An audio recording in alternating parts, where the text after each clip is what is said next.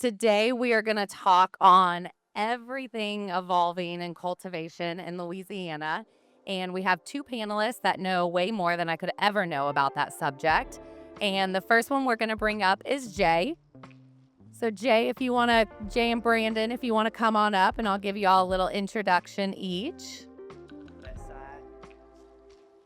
Which side do you guys feel comfortable on? Okay, yes.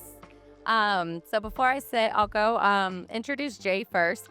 So Jay, I met at this festival last year, actually, and Jay has spent close to a decade now of both his career and his life, really getting heavily invested in the education, specifically starting in California. For the various terrain of how to grow the different cultivation in different ways. And we are lucky enough that he has now brought that education back to his home state of Louisiana and hometown of Baton Rouge. And he is here to talk about really all cultivation education and how that overlaps in the evolving industry with economics, with land use, with legislative, all the way down to our incarceration and criminal issues. So, very well rounded perspective. Thank you, Jay, for being here. And then I'm going to introduce Brandon here. Brandon is with one of our cultivators locally in Louisiana. He's with Alera Holistic Healthcare, and he is an accomplished horticulturist, which again, this is why we have pros on here because I would not know those details. But he has really spent his time in his career championing everything education when it comes to cultivation and is bringing that and how they grow and cultivate with the indoor hydroponics at Alera Healthcare and how that can really lead to producing some of the highest quality medical cannabis for our patients in the state of Louisiana. So, Brandon, thank you so much for being here. Thank you. All right. And to officially kick it off, at Cali Sober Market and as Cali Sober Mom, the number one question I get asked is, how is this legal and what is the difference? So before we dive in, if the two of you could kind of cover the difference and similarities between cannabis, hemp, what they have to have a medical card for, and what they can technically order off the internet or in stores today. You want to start? You can start. I can start with it. So the basic breakdown of the difference between cannabis and hemp, or marijuana and hemp, so to say, because both of them typically come from the cannabis plant. The main difference is on the hemp side of it, any plant that produces 0.3% or less THC based on state regulation or federal regulation falls under the Hemp Act. Anything that's over that 0.3% THC goes into the Marijuana Act. But still, both where the confusion is, people get it confused, is both of them are still considered the cannabis plant. One is just marijuana, one is just hemp. Yep. And, another thing to go along with that is who we're regulated by. So, we're regulated by the Louisiana Department of Health. And with that, we actually have to have all of our products tagged and tracked in a compliance system that we call metric in the state. And a lot of other medical states use this software to track the cannabis plant throughout its whole life. So, we track every single plant we have in our facility. We have over 8,000 plants in our facility, and each plant has to be tagged with a, tag that has an RFID chip in it. And then, whenever we get, audited or regulators come in, they can go through, scan every single plant and know where every single plant is in that facility. And then, whenever all those plants are done growing, we actually have to batch all those plants into a batch tag. So we take 200 plants, make it into one tag, and then that becomes like a whole batch of flower. And then from there, it goes into all of our different products. And the cool thing about that is that you can actually, see and track everything that goes into that plant from, clone to finished packaged product. Okay. Thank you guys for breaking that down for us. Now, one of the biggest things I saw when I was reading some of the notes that you guys sent me, and I never thought of it this way, is that cultivation is really the heartbeat of this industry. Because yes, as consumers, we walk in and, we've been educated a bit on what to purchase or what to buy, but you guys are deeply involved from the ground up and from the root of everything plant related. And so if we're going to look at cultivation and the economy of Louisiana and what it means, both opportunistic and challenges for our state, How would you guys see cultivation playing into that from your unique perspectives inside of the hemp and cannabis industries? You want to kick it off, Brandon? Yeah. Yeah, cultivation's definitely the heartbeat, of the industry. It all starts with cultivating the, flower, and it all really, stems from your clone, your seed, wherever you're getting your, plant batch from, or your genetics from, and it really matters on the team that you have growing the product as well. You have to have a passionate team behind it to, be able to grow quality medicine and quality plants. If you don't have a team that is very cohesive and works well together, it'll show in your product. It's just very important to be able to have a team that can get the job done, wants to get the job done, who's passionate about it. And that's one big thing that I've tried to create at, Alera, is just trying to create a passionate team behind the product that we grow. So a lot of people that we have, have an interest in the industry, have educational backgrounds in horticulture, and just want to get into cannabis because it's a growing industry in Louisiana. There's just really so much opportunity in it. We're actually right now working on a 45,000 square foot expansion to start producing more, medicine for the state.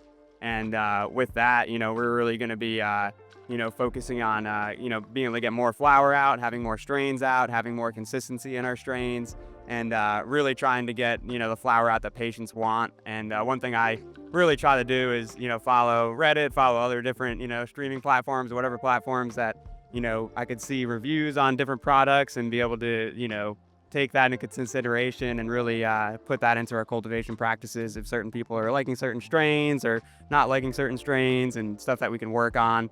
One big thing is that you always have to realize that cannabis cultivation, nobody knows it all. You're always growing, you're always learning. As soon as you think you know it all, as soon as you think you know it all, that's when, things are gonna happen. Mistakes are important because you learn. That's the biggest thing about it. Thank you. And Jay, I know, in your notes, you really hit on the fact of all the different economic prosperity options, the job growth, how it can help small businesses, how it can get more consistent, like Brandon said, quality Right. to our patients. Would you want to dive in on some of those opportunities and challenges? I could kind of piggyback off of the heartbeat on it and get into some economic benefits of it. So why I think cultivation is the heartbeat of cannabis is basically because this is where it all starts. It all starts, like Brandon said, with a seed. Just like the metric system, when you track that seed from a seed to the day that plant is harvested, there's a long process of things that go into that plant before it goes before harvest and post harvest, before it's actually a consumable plant or consumable flower, or even before it gets processed into um, extractions like tinctures or waxes or distillates and stuff like that.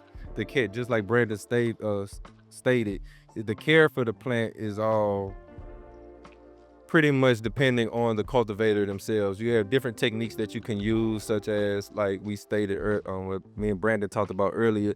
You can grow your plant with salts, or you can grow it in an organic style fashion. And people kind of choose different ways on what they want to consume and add to their body. We all have different chemical compounds on how the plant affects us personally. So something that may a strain that may be good for me that's good for me in stress may cause you paranoia or anxiety. So with the heartbeat of it, I believe that with cultivation, you have different areas like commercial that look for a plant that produces high yield, high THC percentages, and they kind of cater to what the statistics of the individual, or the statistics of the top consumer and what they're purchasing and what they want. Versus someone like me, I own a company called Squad Packs, and I produce what some people consider either boutique cannabis or craft cannabis. And what I pay attention to, I treat cannabis more like a wine, or like a wine tasting experience. I grow my cannabis with some salts, but more so an organic style, to give out other characteristics of that plant, like different flavors, different smells, whether it's fruity or earthy, or has like a citrusy smell, or has like a citrusy taste or a fruity taste, or like I don't know, some people call it like a garlic or black pepper taste. All these different strains are going, and smells also can lead to helping you predict what the effect of that plant will also be. And going into the economic benefit of it, with cultivation, it takes a team, like Brandon said, to produce big numbers of these plants to be able to provide to our communities. Being a big team means that you open up a lot of job opportunities. One facility, I could assume that, like with a commercial facility like where Brandon works for, Alera, I could assume you guys probably have about 30 or 40 staff members throughout the year annually. Yeah. Cultivation, we have 13 right now, and then post-harvest, we have like 22. So that's the whole team I oversee. And then from there, we still have packaging, a good 6 people on that team, processing, a good, 12 people on that team. And then the whole sales team, as well as the front office staff for quality control, HR, all that good stuff. So roughly about how many? About 70 right now. So, and that's still the 10,000 square foot facility before expansion. Yeah, exactly. So you have 70 jobs for a 10,000 foot facility that are open up to our public. And when they expand that out into another 45,000 square foot, making a 55,000 square foot facility, I assume it was just cultivation, you're going to at least add maybe a 30, 40, 50 more jobs. That's 30 or 40, 50 more opportunities for people who didn't have that here in the state. And leading into it, especially with the hemp, people kind of get crossed out and think that because we only have 2 companies here in Louisiana that produces hemp, that you can't produce or create your own lane here in this industry, when that's a false statement. There's plenty of opportunity because of how young the industry actually is here at home. Thank you. That was a very great way of explaining it, and just how the market is kind of ripe for varied opportunities and varied, just different outlooks on the industry and what we can do with it. And I think what's interesting to me as a very novice consumer, I am in this industry mainly for the advocacy and the equity, and making sure like my children have an open, fair future when, they grow to our age and are seeing this. But what I don't necessarily understand as a consumer, when I go into a shop, I'm still blinded by what's pretty and what words I know. Please don't judge me. So what I found interesting for you guys is when you're talking about regenerative farming, and I look at a product and I don't even necessarily think of that, or you talk about indoor with hydroponics, how does a consumer look for that in the store? What do those processes then in turn mean for the consumer and for how it's helping our state all around, if that makes sense? Yep. Okay.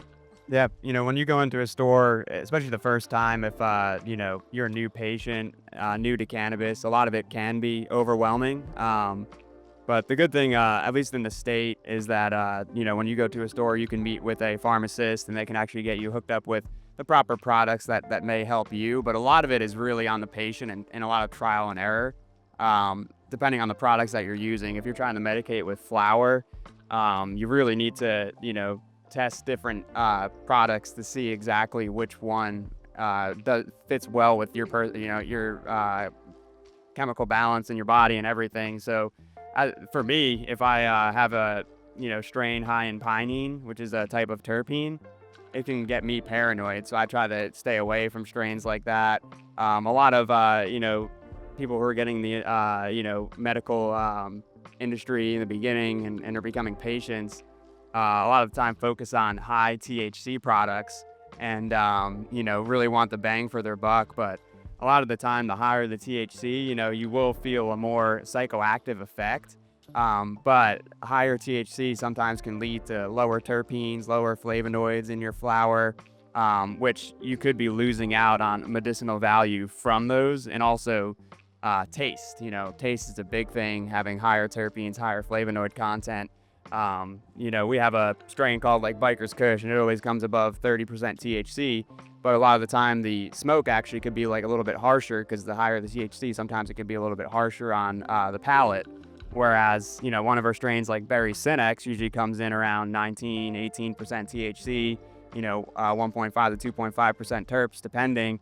And that one, not a lot of people like that one, but it's a very nice, even high. And that's one that I do really, I'm a big fan of. We also have one called Garlic Icing that is that, kind of in the mid-teens of THC content. has that peppery garlic kind of like, smell to it, which is one of my favorite profiles. And a lot of people will like skew away from it just because of low THC content.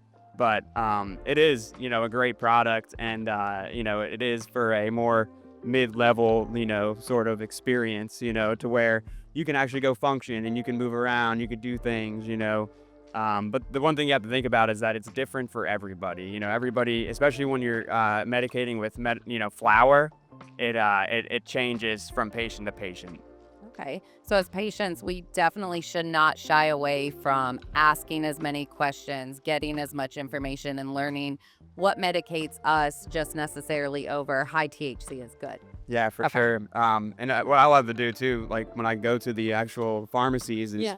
talk to patients and see like kind of what they're interested in, or like Mhm. the biggest thing is networking, because you're not gonna, if you're new and you're just going to the dispensary, not talking to anybody, not networking with people, you're never gonna know what product you try next, what's really good right now, or what might work for you. People are a wealth of knowledge. Awesome. Thank you.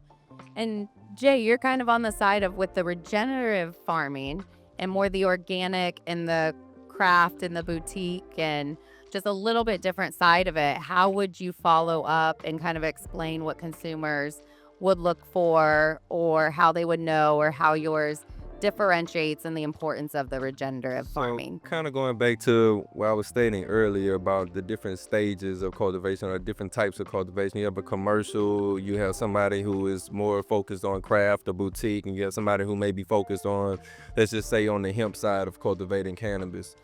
Somebody like Brandon that's on the commercial side.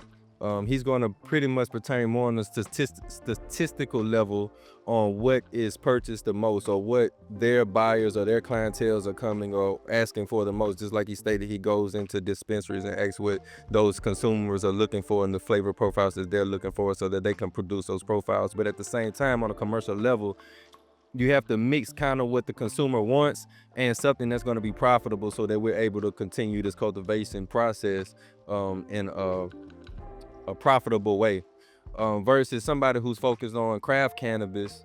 They're going to look more for like specific details on the, I guess you can call it, the art of growing. They may want to express more flavors into the cannabis and have lower THC contents because they just want it to taste good.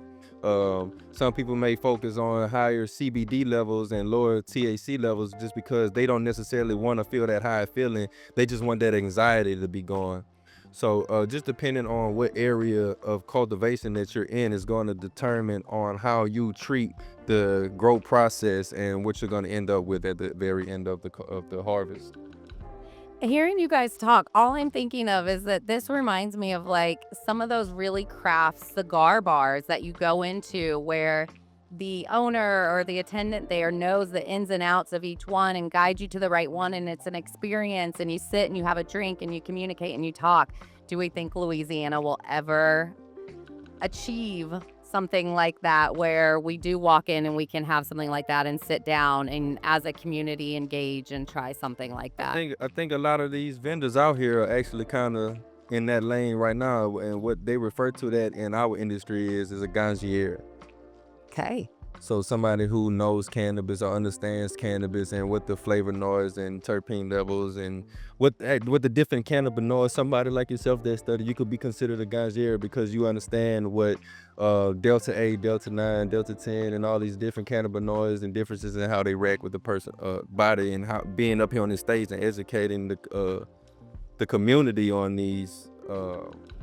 Do either of you think terms. we'll ever have lounges we can? I hope so. Yeah, I hope so. I dream that we will one day, and I think as the industry, matures more and develops more over time, it'll just take time and some years. But you look at states like California, Colorado, even Arizona.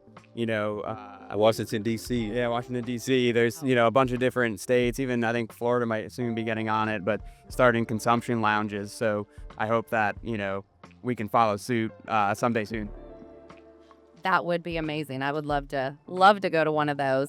I'm going to pivot just a little bit because it was in everyone's notes, and I think it's always an important topic because, as Kara mentioned, I think a lot of people never imagined that there would be a day where we were up on stage at a festival talking about this, advocating for this. But that wouldn't have been the case if there wasn't the war on drugs and the misinformation and the propaganda for years. So I do just want to start on just touch base on that of how what's evolving right now can help change some of, not necessarily change what happened, but maybe set it up for a better future that works for all of Louisiana.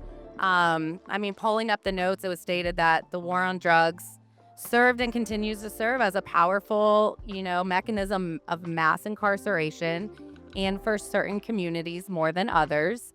And do we feel like the evolving industry is providing enough equity cultivation resources out there to get more involved? And this is something that we can change for our future in the evolving industry here? Yeah, I would say for sure. As far as for me, when I hire an employee or look for people who want to get in the industry, I do not shy away with people with previous cannabis experience, even previous cannabis charges and whatnot. Those are the people who are going to be passionate. Those are the people who are going to be interested in the industry and who have been interested in the industry for a long time, but may have not had the opportunity because for a long time, actually, in this industry, you couldn't be get in the industry with a charge. Now the game has changed and you can, so it opens up a lot of opportunity for people in the state who may have not been able to get in the industry before that. Okay, great.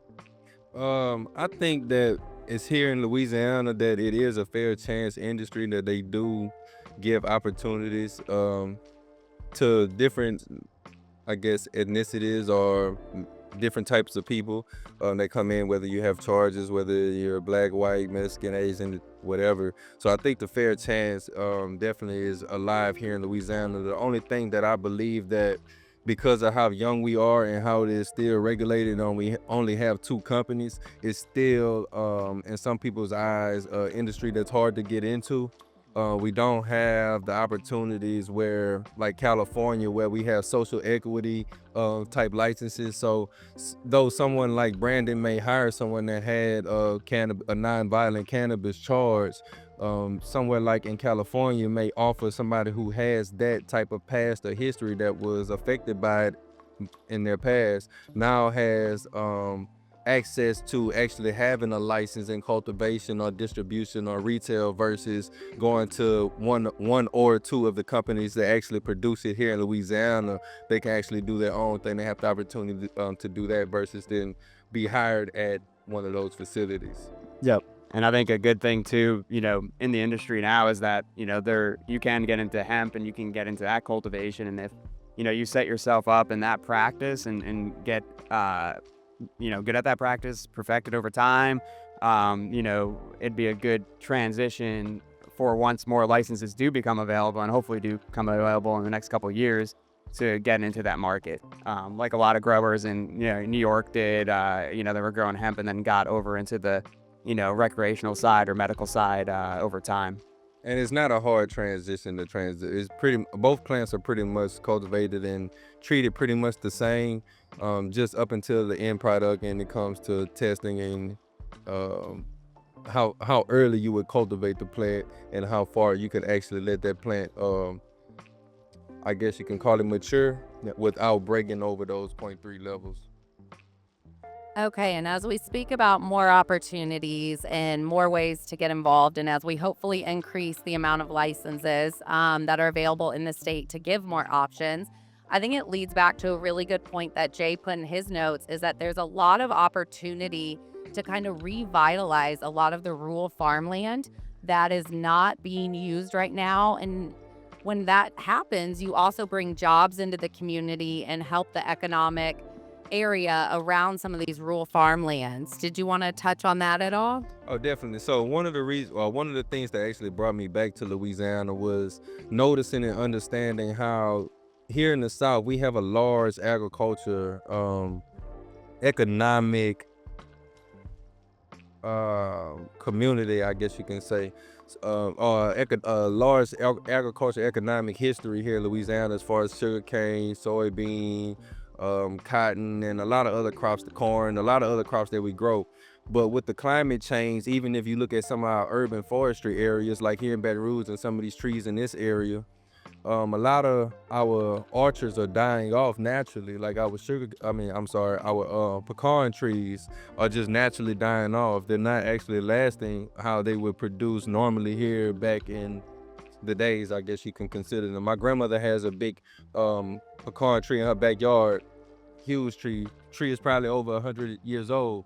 But now I remember being little, when they drop pecans, she would pick bags and bags and like 35-pound bags of pecans and probably get 10, 15, 20 of those a year, versus now she's probably only getting about 3 or 4 off of that tree, and a lot of the trees are just dying off. So as we're losing a lot of that cash crop due to climate change, Right. especially with some of the indoor practices that we're doing, this is a good way and an economic option to come in and really revitalize and be a leader in Louisiana Right. with all of our agricultural background and resources that we have. I think that it's a good transition to show people what sustainable farming looks like.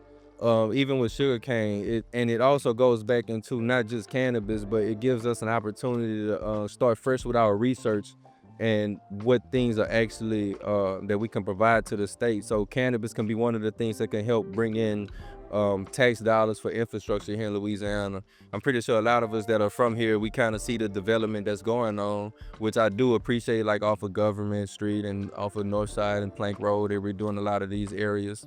Even down Florida, I see some new things coming, like all the grocery store and stuff like that.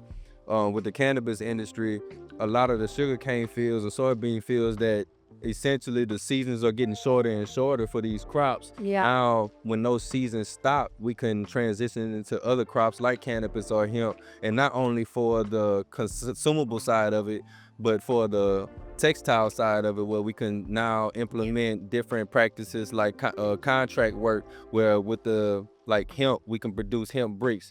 Hemp bricks they prevent mold, they're heat resistant, they're flame resistant, and it's a structure that's strong, just as strong as concrete or wood, that you can build a building with, that'll sustain a lot of these hurricanes and stuff like that, that bring in a long chain of revenue far from the farmer, but also to like developers and architects and even politicians and lobbyists can get into the agriculture industry, and it'll open up a lot of different areas for the state, I believe, that could generate revenues and jobs and opportunities for the state.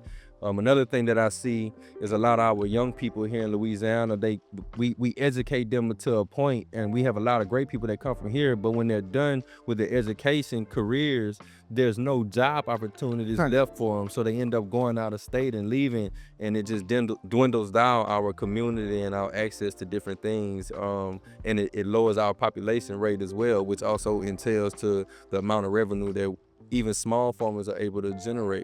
Yeah. So I think opening that up and showing the different ways that we can not only sustain with producing hemp or cannabis, but even just making sure that our sugarcane and soybean is protected in these off seasons, where we don't have to just go the extra mile and waste money trying to produce the same or try to create the same yields that we've been getting in the past, and just staying up to date with Start working with ourselves instead of fighting against ourselves. Yeah. And I even see, Advocate.